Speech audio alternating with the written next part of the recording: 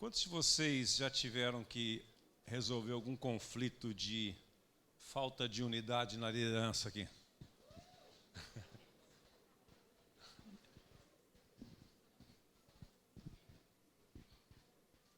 Quantos? Ninguém levantou a mão?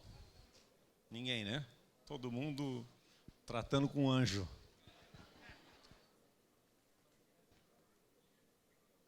Eu vejo que essa situação tem dois lados quando acontece isso. Tem o lado da imaturidade das pessoas e tem o lado da nossa falta de habilidade e sabedoria. Quando acontece uma situação de semente de divisão, de discórdia na equipe, que é o tema que eu vou falar, como manter a unidade na equipe, eu percebo o seguinte, que existe exatamente isso que eu falei. A imaturidade das pessoas, que são incapazes de conviver com os diferentes. Esses dias eu preparei umas dicas que ainda não fiz com a minha equipe, pensando nesse negócio de unidade, sobre como lidar com as diferenças. Nós temos dificuldade com isso. Falando para nós, pastores, porque o nível de maturidade das pessoas varia muito. Você tem numa equipe vários níveis de maturidade. Mas o que você não pode, e aí que está no seu controle, você não é capaz de amadurecer as pessoas. Você não tem esse poder. Eu gostaria de ter, mas não tenho. Não tenho ainda. Mas você pode amadurecer a você mesmo.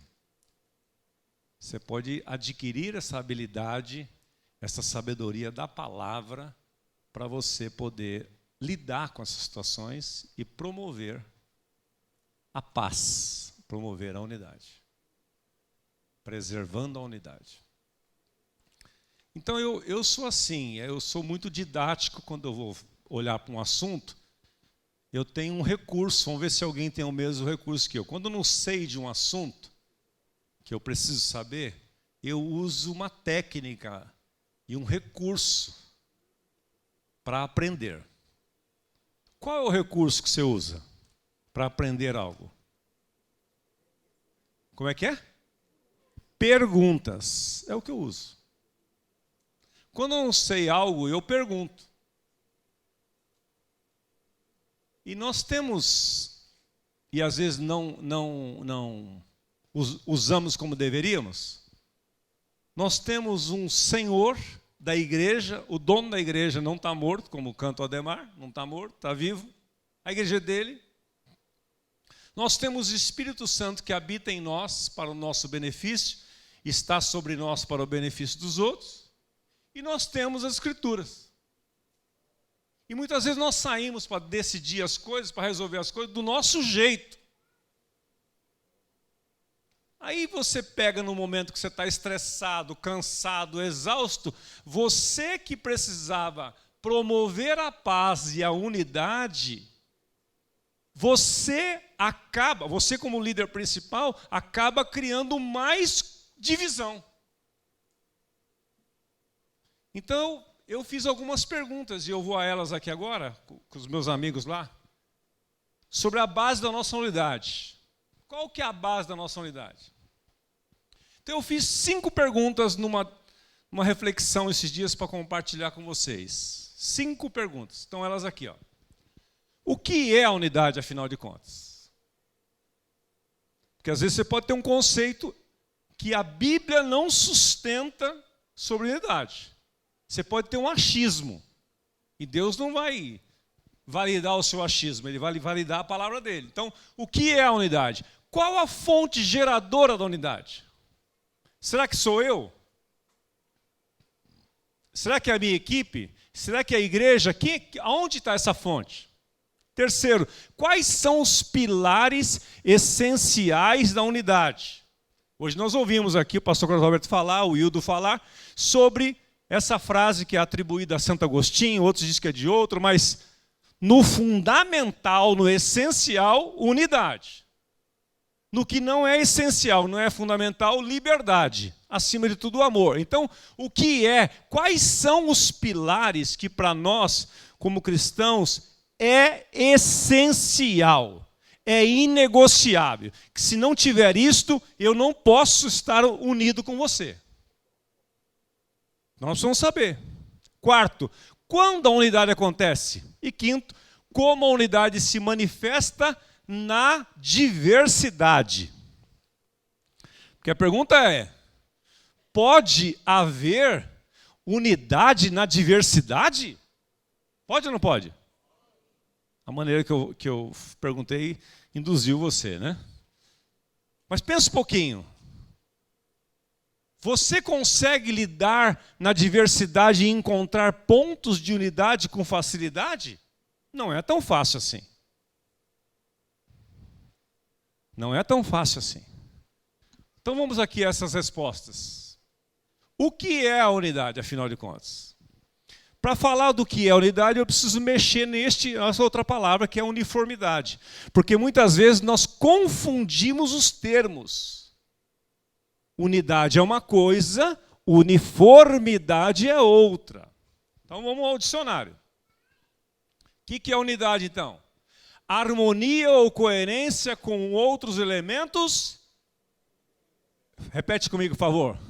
Fazer um círculo aqui, ó. Da mesma espécie. É da mesma espécie? É da mesma espécie? Então, tem que haver harmonia. Não tem como haver harmonia com alguma coisa, elementos que não são da mesma espécie. E eu vou dar um exemplo para vocês já já. Unidade é concordância. Unidade é homogeneidade, quer dizer, uma coisa que é homogêneo, é bonito de se ver, mesmo que haja diversidade. O que é então a uniformidade? Olha a diferença. Ausência de variedade. É a China. É o exército da China. Você olha, é uma coisa só. Não é isso? É o uniforme do seu time. Ninguém entra com uniforme, o mesmo time não entra com o uniforme número 1 e a metade não gosta daquele dia, vai com o uniforme número 2. Não vai? Por quê? Tem que ter uniformidade. Ou seja, ausência de variedade. Não varia nada. Varia errado, tá, gente?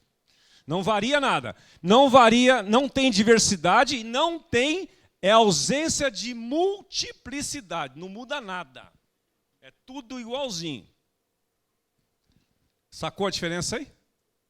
Ó, esse compartilhar vai ser rápido. Se fosse você, eu fotografava os slides aí, não vai dar nem tempo para você anotar. Beleza? Vou correr para o próximo. Qual é a fonte geradora da unidade, então? Sou eu que gero a unidade? Porque tem gente que acha que, não, eu vou promover a unidade nesse grupo. Não, você não vai conseguir.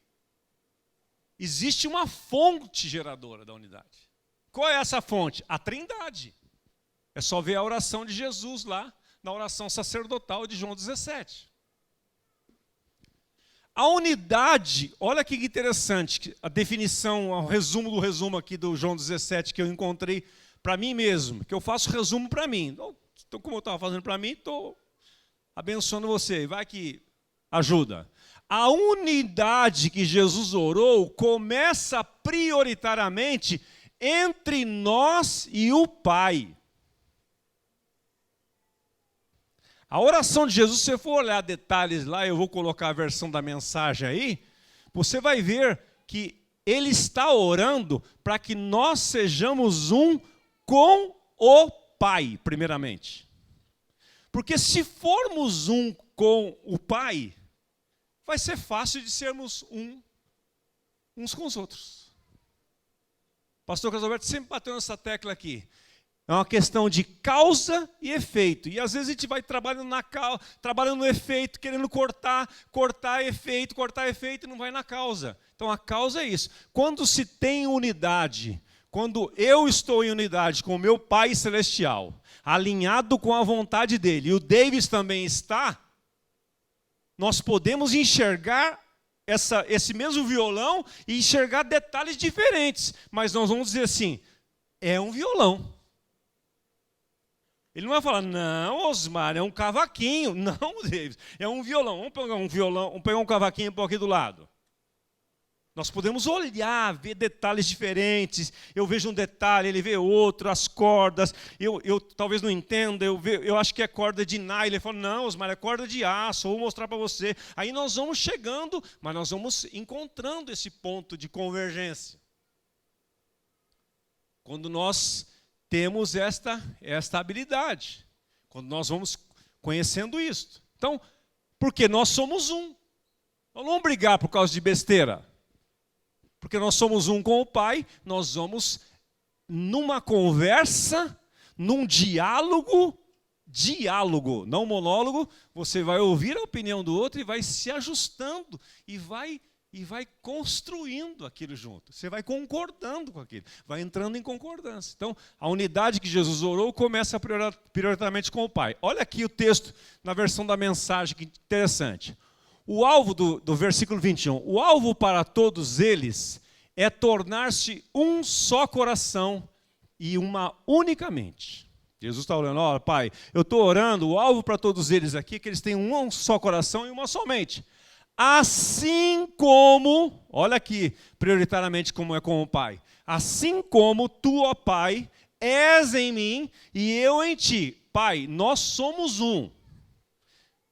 Jesus está dizendo, assim como nós somos um, eu estou orando, eu mostrei o exemplo para eles, mostrei pela minha vida, pela minha estada aqui nesta terra, pelo meu exemplo, que nós somos um. Eu quero que essa mesma coisa aconteça com eles, que eles sejam um conosco, que eles sejam um contigo. É a primeira coisa.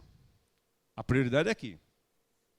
Para que possam ser um só coração e uma só mente. Porque se eu estou no Pai e vocês também estão no Pai, nós temos o mesmo Pai, nós ouvimos do mesmo Pai, como é que nós vamos andar em divergência? Como é que nós vamos dividir? Não vai ter divisão. Pode o diabo tentar, pode ter que sentar, pode ter que conversar, mas nós temos um balizador, uma fonte geradora que é o Pai. Não sou eu, não é você. Não é a minha vontade, é a sua. E nem a sua, é a vontade dele. É como num casamento. Então o mundo poderá crer que tu de fato me enviaste. Aí então vai ser um reflexo para o mundo. Porque o grande reflexo para o mundo hoje são as nossas famílias. Quando o marido vive em unidade com a esposa, os filhos em unidade com os pais, isso é a maior pregação que pode existir. Isso o mundo vai chegar a nós e vai perguntar, o que acontece nessa casa aqui? Vocês vivem em amor? Não vejo grito, não vejo confusão aqui nessa casa? Por quê? Vocês andam em unidade. Começa com o Pai e aí reflete nos nossos relacionamentos. Quais são os pilares essenciais dessa unidade, então? Quais são os pilares? Efésios capítulo 4, do versículo 1 ao 6, mostra esses pilares. E lá no versículo 3 diz que nós precisamos, como disse o Wildo Mello aqui hoje, nos esforçar ao máximo para preservar, manter a unidade. Ou seja, quem gera a unidade não sou eu. Quem gera não é você. É o Pai Celestial. É a Trindade que gerou. Então o seu papel é não estragar. É manter. Para isso você tem que se esforçar. Para isso você tem que ter paciência com o outro. Para isso você tem que ouvir. E ouvir coisas às vezes que você não gosta. Porque às vezes ele pode estar certo e você estar errado. Então, a unidade não é algo que eu crio, mas eu apenas preservo. Esse é o nosso papel. Olha lá, Efésios 4, de 3 a 6, está só um resumo de parte dele aí, diz assim, esforçando-vos diligentemente, não é de qualquer jeito, diligentemente, por preservar a unidade do Espírito no vínculo da paz. Porque há somente um só corpo, um só Espírito, como também foste chamados numa só esperança da vossa vocação, um só Senhor, uma só fé, um só batismo, um só Deus, Pai de todos, o qual é sobre todos, age por meio de todos e está em todos. Agora eu separei eles aqui para ficar mais didático. Olha aqui. Os pilares essenciais da unidade. Se eu creio e você também crê que nós somos um só corpo, primeiro elemento, primeiro check, já podemos andar em unidade. Nós só cremos num só Espírito. Você crê num Espírito encarnado e o outro no Espírito não sei das quantas. Não, é um só Espírito. Então, podemos andar em unidade. Uma só esperança, ou você tem esperança diferente da minha em relação à salvação, em relação ao futuro, em relação àquilo que se espera para o futuro. Um só Senhor, uma só fé, um só batismo, um só Deus e Pai. Esses são os pilares essenciais. Se tem isto num grupo, o caminho está trilhado, o caminho está andado. Está fácil viver em unidade. O restante é apenas ajustes. Não confunda unidade com uniformidade. Isso não haverá. Nem Deus quer que sejamos assim. E nós vamos deixar mais claro isso para frente um pouquinho. Quando a unidade acontece, então? Quando?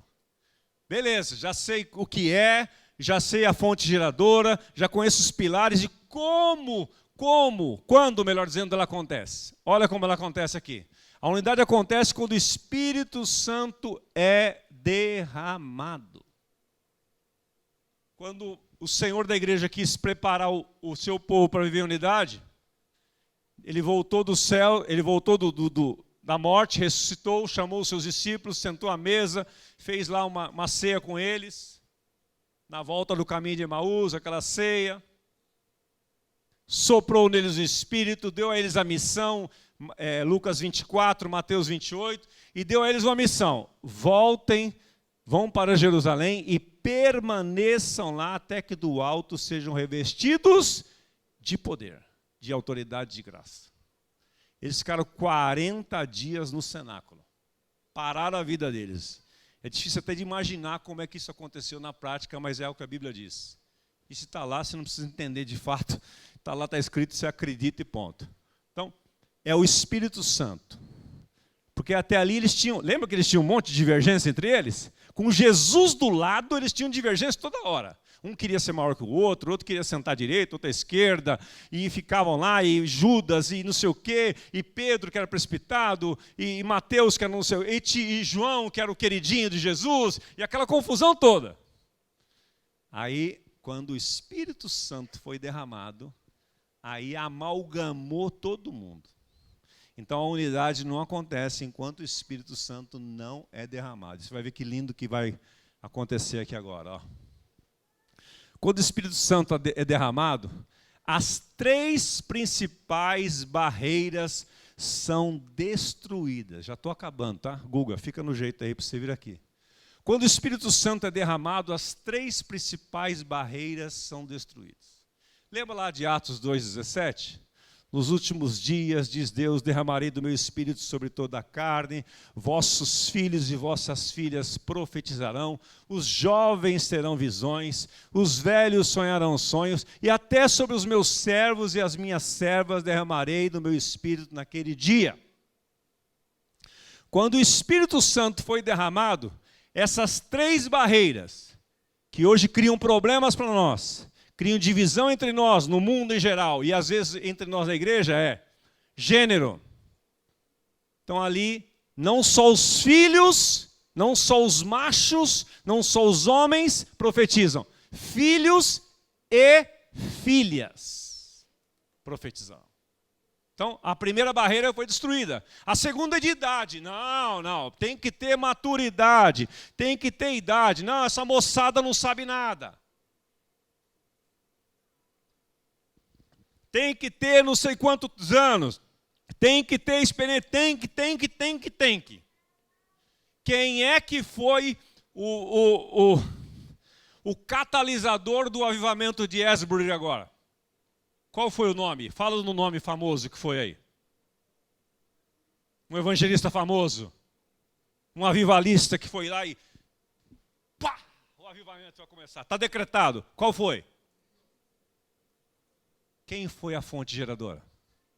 Espírito Santo. Usando quem? Os cabelos brancos, os deões da faculdade ou a moçada?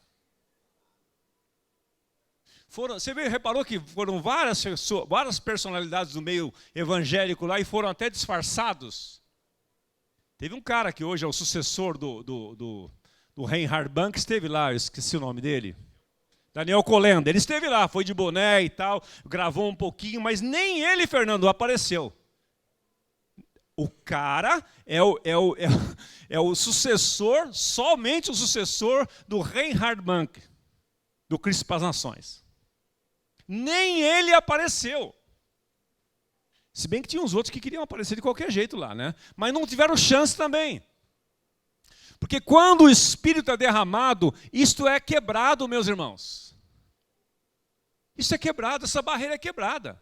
Então os jovens, hoje nós temos visto, há um renovar nisso, eu vi isso lá atrás, quando a minha mãe me levou para a comunidade, me levou para a igreja e tal, eu vi isso lá algumas raras vezes, mas hoje já é mais comum, crianças, adolescentes, juniores, teens, sendo cheios do Espírito Santo.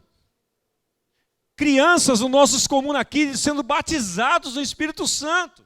Porque não existe Espírito Santo mirim mesmo, né? Júnior, mirim, fraldinha, não tem. Espírito Santo é uma pessoa, é Deus e acabou, ele faz como ele quer. Então não tem barreira. Jovens terão visões. Hoje a Alessandra falou aqui sobre as crianças. Eu aprendi nesta comunidade, nesta igreja, desse ministério, que o ministério que você tem mais de valorizar em todos os sentidos é o ministério com criança. E eu pratico isso. Convido você a conhecer o nosso espaço Comuna Kids lá na comunidade Zona Sul. Estamos nos esmerando. O primeiro lugar que foi mais investido, o primeiro lugar que foi mais, as coisas mais requintadas, mais bem cuidada, começou por lá. Para demonstrar para aquelas crianças que eles são valorizados no nosso espaço. E assim muitas comunidades de vocês fazem até melhor, já vi isto. E as classes. Essa luta de classe que o Satanás implementou no mundo, quando o Espírito Santo é derramado, isso acaba. Servos e servas profetizarão. Os velhos também. Lembro da história aqui do... Nossa, esse cronômetro vai rápido, acho que está acelerado o negócio aqui. Lembro da história do Moody, pregador, achando que estava cheio da unção, cheio da graça, e um dia duas senhoras da igreja dele, duas velhinhas, falaram assim: olha, reverendo Moody, nós queremos dizer um negócio para o senhor, nós gostamos muito do senhor, estamos orando pelo senhor, viu? Só queria dizer que estamos orando pelo senhor. Ah, muito obrigado, ele não dava importância. Aí acabava um culto, as duas irmãzinhas vinham lá, estamos orando pelo senhor. E um dia ele ficou, a insistência foi muito, ele resolveu perguntar: pelo que você está orando? Ai, reverendo, para que o senhor seja cheio do Espírito Santo. Ele falou: eita, que ousadia, né? Foi para casa, pensou, você acha que elas não pensam o que da minha vida? Pensa que eu não sei o que é o Espírito Santo? Pensa que... Sabe aquela história de pastor orgulhoso? Aí um dia ele estava andando na rua, Nova York, andando. De repente ele foi tomado de um quebrantamento, de uma sensação de choro, uma vontade de chorar, de gritar, de se jogar no chão, de orar. Um negócio que foi tomando conta dele, ele foi ficando incontrolável com aquilo. Ele bateu na porta de um estabelecimento, de uma casa, não lembro direito a história da biografia dele, procurou um canto para ele orar. A hora que ele dobrou o joelho para orar, o Espírito Santo veio e encheu ele. E ele se tornou, aí sim, no Dwight Lyman Moody, porque ele era um pastor qualquer, por causa das velhinhas que estavam lá orando por ele. Então essa barreira é quebrada. Servos e servas também. Todos são importantes. Todos, quando o Espírito Santo é derramado, isso acontece. Como a unidade se manifesta na diversidade? Isso aqui é um assunto mais longo, né? Mas vocês já sabem disso aqui, vocês são bons de Bíblia. Eu só vou mostrar uma imagem para você e vamos embora. Como a unidade se manifesta na diversidade? Efésios capítulo 4, de 7 a 12. O padrão da igreja é esse: apóstolos, profetas, evangelistas, pastores e mestres. E nós vimos isso acontecer nessa conferência. Ronaldo veio aqui na quinta-feira e deu uma palavra, vamos ver se você identificou, de todo esse ministério. Qual que foi o tom, o tempero da palavra do Ronaldo? Foi qual? Pastoral. Cuidado de Pedro, amor, lá, lá, lá. Aí veio o pastor Carlos Alberto. Ele misturou 2 ministérios. Quais foram os 2? Apostólico e assim diz o Senhor. E profético. E o Wildo hoje? Qual o ministério? Mestre. E eu agora? Não sei, você pensa aí que eu sou alguma coisa aí. Vamos ficar em pé, meus irmãos, porque o tempo acabou.